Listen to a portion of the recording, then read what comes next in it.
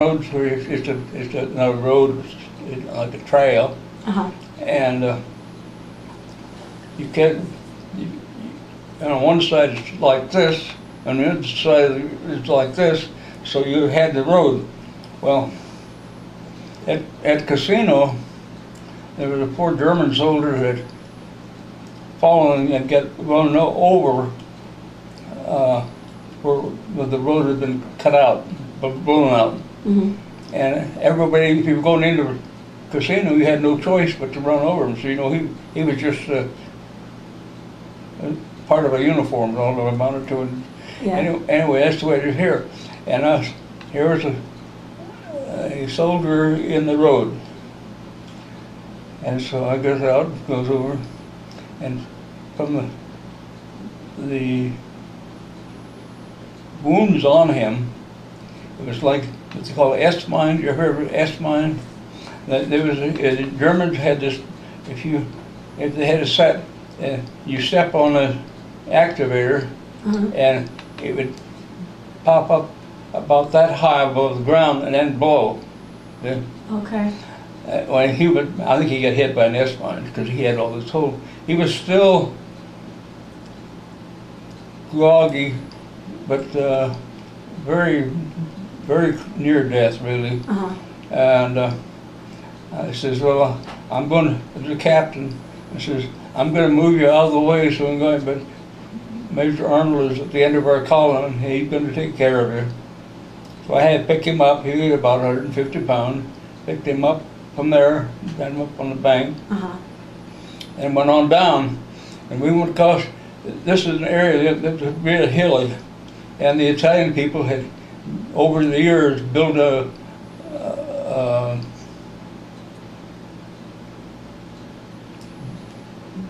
level.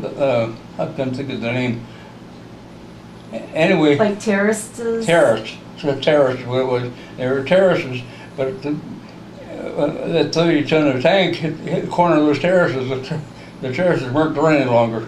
Yeah. Well, I went through. I'd go one run, and you drop down. You didn't know where you were going. Then you keep on. We got down. I had that line of tanks there, and the Germans were trying to get away from the area that the 88th Division was in. But and so we sat there and had a fireworks. Guys coming out with Volkswagens and tractors pulling guns and everything else. We shot up the place and had a great time. And so finally the shooting was over. So Roger said, well, let's go back to your assembly areas. We got back to the assembly areas, and waiting to find out what we were going to do next. When you heard or met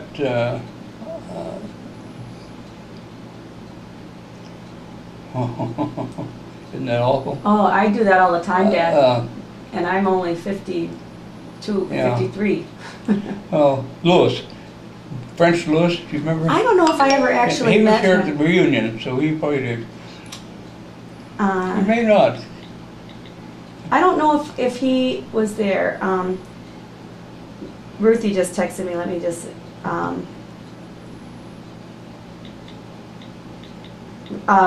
Ruth wants to know if we're ready for lunch. And I just said, yes, come over, question mark, we'll see. Anyway, French Louis, very good on reconnaissance, and there's he's over next to the ocean, and they released two of his platoons. Well, he was doing reconnaissance. He found a place where we could ford over the river. There's a place that widened out. He got across, and I got a radio message to where to go and come at all costs, get moving. And Colonel Rogers was in the stream about just up above his hips, you know, and So we went through there, come up on the German side of the stream. It's getting dark, but French got over. He got to the left a little, and he had a really good fire. In fact, he lost one of his favorite lieutenants was killed in there. But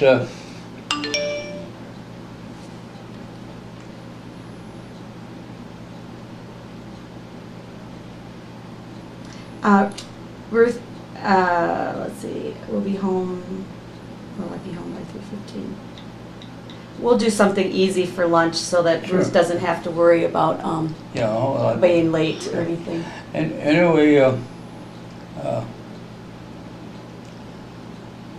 he fought that way, and I went over it, and it was getting near dark, and I found some infantrymen, so they were glad to see me, and set up for the night because it was getting dark, and the tanks could do much at that time. Mhm. We could do less than we could later. It was better.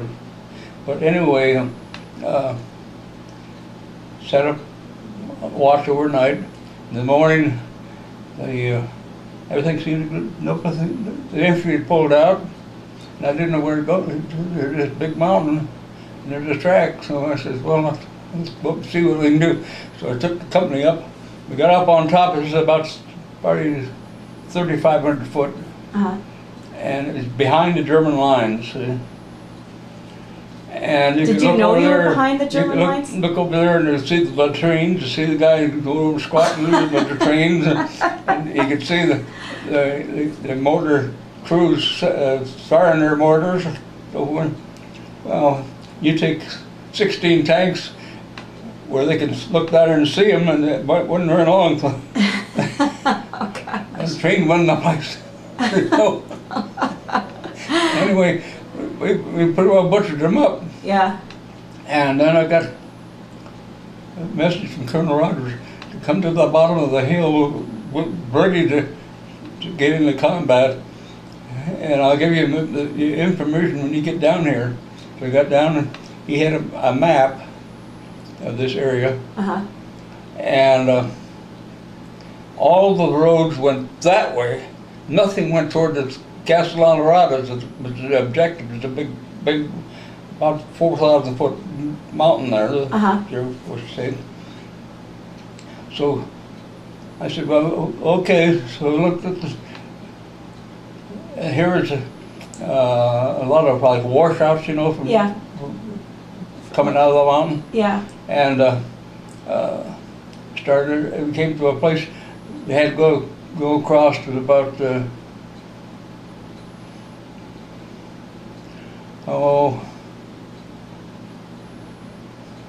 probably 50 yards, and they had a bridge across to there, and I looked at the bridge, and it was a arch bridge. You know what I mean by arch? Yeah. The bill is built up. The arch is the strongest, one of the strongest things that on a road. So I looked at it. It hadn't been used for years and years. It was all weeds and stuff. And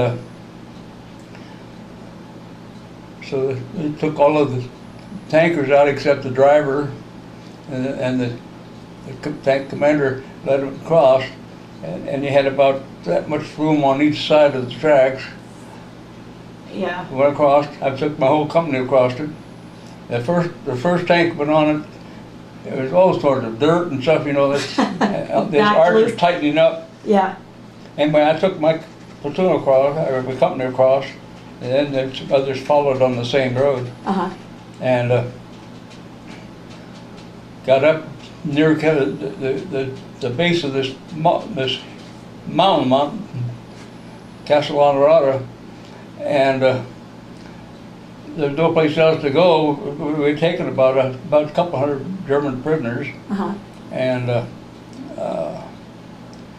this lieutenant, the commander of the 85th Division, I couldn't tell you his name. He didn't like tanks, and so anything we did it. Rogers pushed it on into him, or something like that. So This German coastal gun on the shore is 5-inch rifle. Knocked out one of my tanks, and Sergeant, he's from Billings, Montana. He had the shell went through his tank, took his jaw off.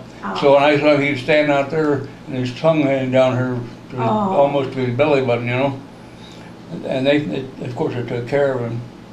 In fact, go a little bit further. The following spring,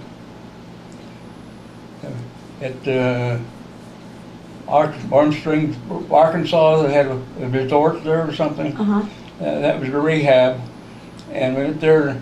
I had Sergeant Cogdill, Sergeant Oliver,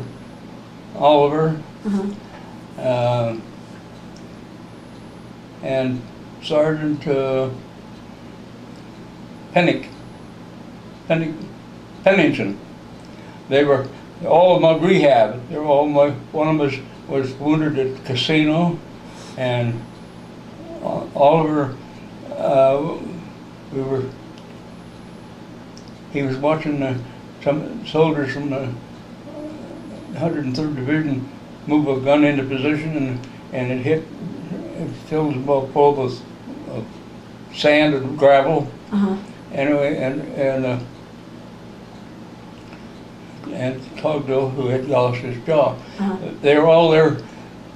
Cogdill had taken the ribs and had made the jawbone. Everything there. He was just ready to get his teeth put in, and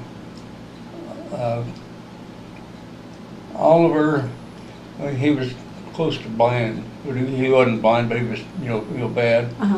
And the other one, Pennington, who was the one who was hit at the Cassino, had real bad legs. So they had all gotten together, enjoying the spa. In Arkansas, is someplace? In Arkansas, okay. Yeah. You know what? I'm gonna. I should call Ruthie and see. Okay, go ahead. Let me just.